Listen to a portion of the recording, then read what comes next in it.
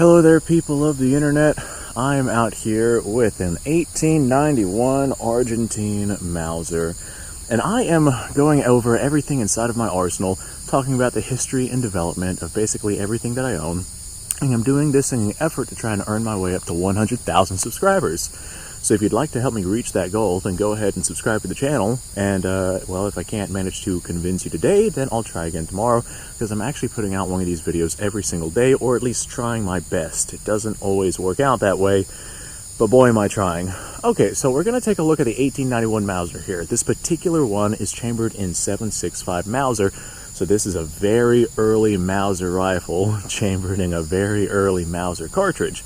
There were some earlier rifles that the Mauser brothers were working on before this one, but this is the first really successful smokeless powder rifle that they had going on. So we're going to go ahead and, just for all intents and purposes, call this the first version of their smokeless rifles that really got to be successful.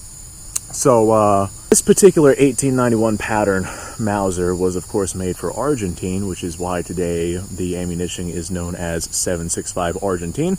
And this was a pattern of Mauser that would slowly be upgraded and improved over time to become the Mauser 98 that we all know and love today. Now, the 7.65 Argentine Mauser, this is a very early Mauser cartridge, and it's not exactly something that is easy to find nowadays. It's not something that I can just like go buy at Walmart nowadays.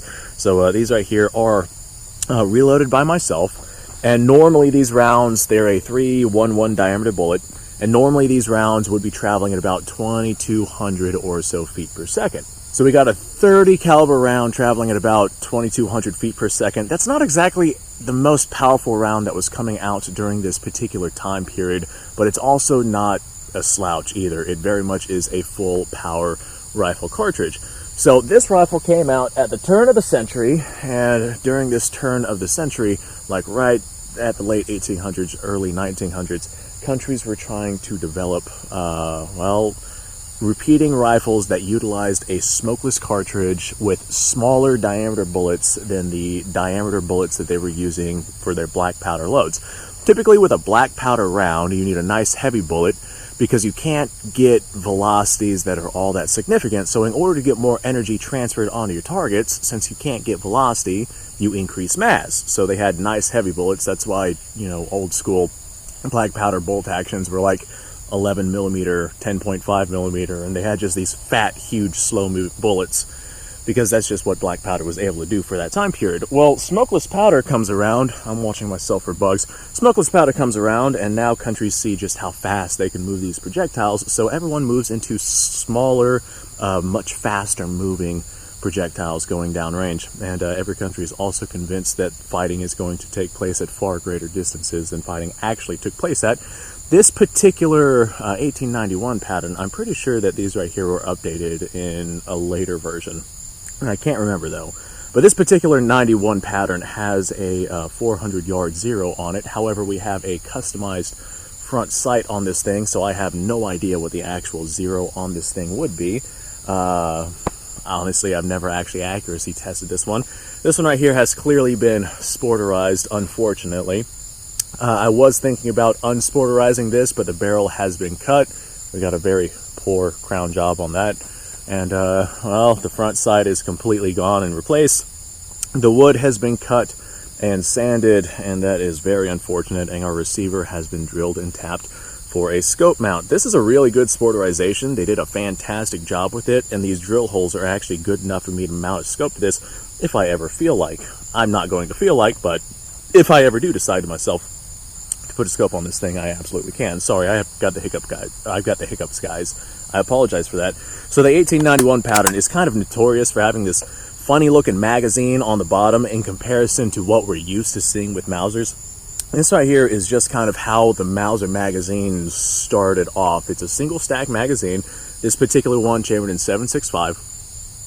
And over time, with the various developments and whatnot that went into this weapons system, we would see the single stack magazine turn into more of a double stack magazine.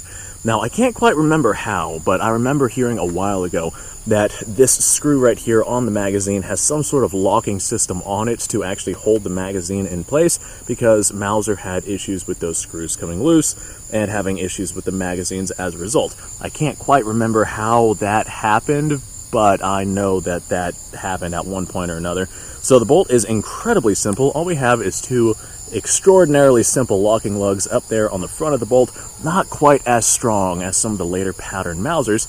There's a sear surface right here on the back of the bolt. The sear catches that. There's a spring and firing pin on the inside of the bolt. Pull the trigger, drop the sear, and that firing pin goes forward and smacks the primer. It sends it around downrange. This right here is a cock on close action, so that means that whenever I'm actually closing the rifle, I'm fighting spring tension. In order to close the thing, we had a slight malfunction with the thing, but what that means is that as I push forward, we get spring tension that we got to fight past, and this would retain for the Mauser 93 and 96 pattern, but on the Mauser 98 pattern, it's actually a cock on open system. Anyway, I don't have much else to add to this, so I think we've pretty much covered everything with this rifle that there is to cover. Of course, the rifles would look different in terms of wood, furniture, and length. I can't help that. This is the only 1891 I have, and I don't have anything else to go ahead and put out there for reference. So this is actually incredibly similar to the 1893 pattern. The 1893 is something that we'll go ahead and we'll talk about in probably the next video, since I'm doing the 1891 right now. So if you want to be around for that one, go ahead and subscribe to the channel, because I'm going to try and put that out as soon as I possibly can.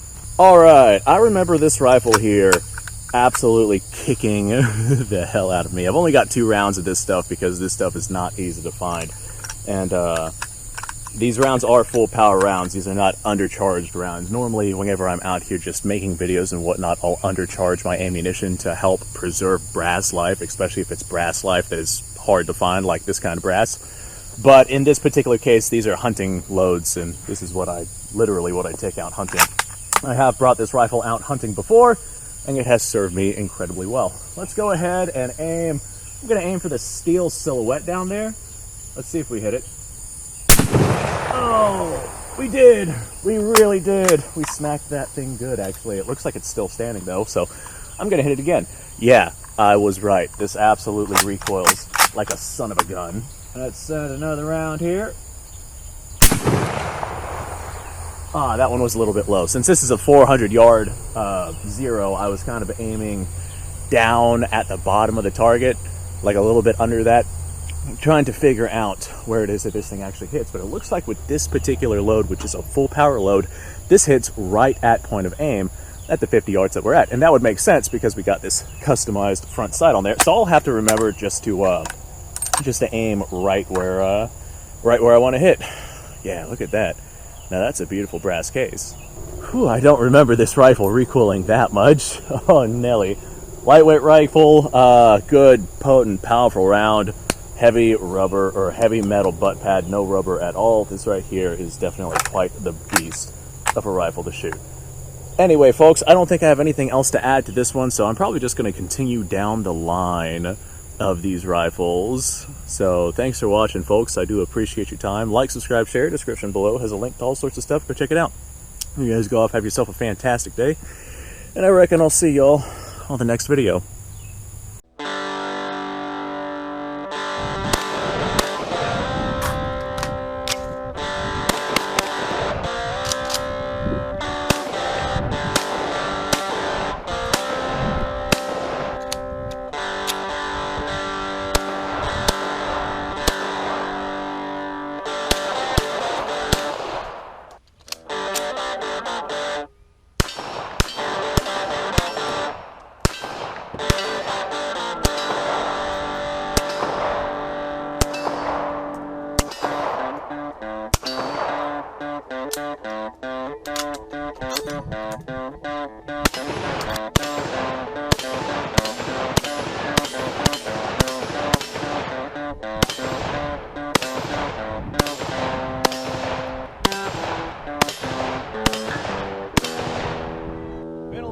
Since I've done this.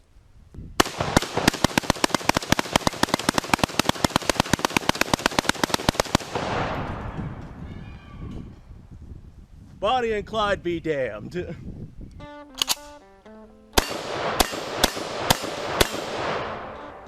poor man's Garen.